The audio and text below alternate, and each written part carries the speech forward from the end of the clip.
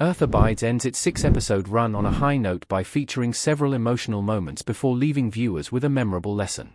Unlike most post-apocalyptic movies and shows, Earth Abides takes a grounded and realistic approach to portraying humanity's life after a catastrophic event. It shows how long after a pandemic wipes out almost the entire human population, the remaining survivors find themselves at a crossroads where they can either resist change and attempt to rebuild civilization or let nature do its thing and adapt accordingly. While most human characters in Earth Abides gradually settle into doing the latter, the protagonist, Ish, seeks certainty as he relies on books and knowledge to help humanity sustain itself. However, towards the ending moments of Earth Abides, Ish, too, learns to loosen his grip on control and accept the unpredictable nature of life. By highlighting Ish's cathartic journey, Earth Abides ends on a bittersweet note, featuring some shocking character deaths but also leaving with a profound message. Who Ish is within Earth Abides' ending time jump. The closing scene features a 50-year time jump. Alexander Ludwig as Ish in Earth Abides.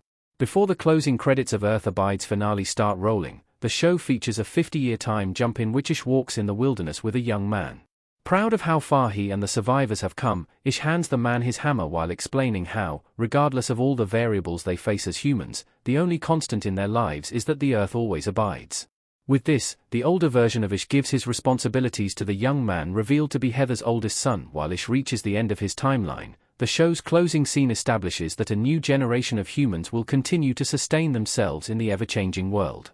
The gesture of Ish handing over his hammer to a new generation symbolizes how he is passing down all the lessons he learned during his time as the survivor group's leader.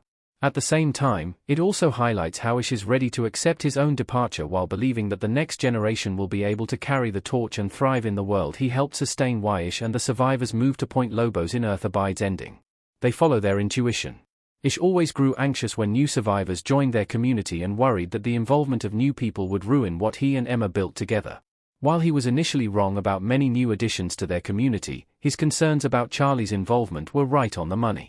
Despite previously being right about the motives of many new survivors in their group, Ish eventually understands that they are stronger in numbers.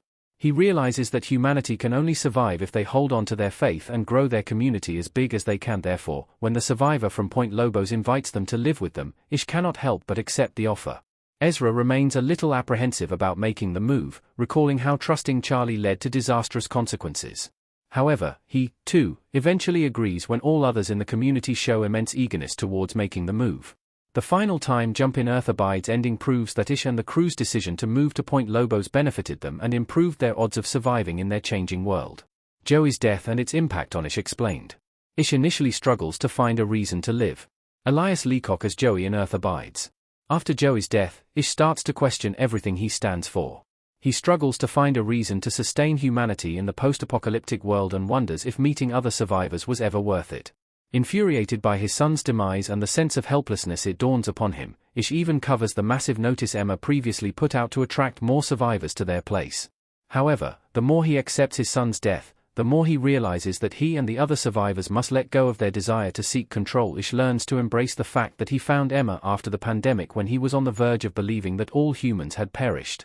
At the same time, he also starts thinking in terms of decades instead of seeing the world through the narrow lens of immediate survival.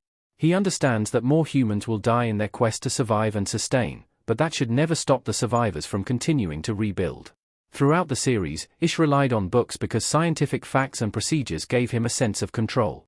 Towards the end of the Earth Abides episode, however, he learns to let go of control, allowing the planet to follow its natural course.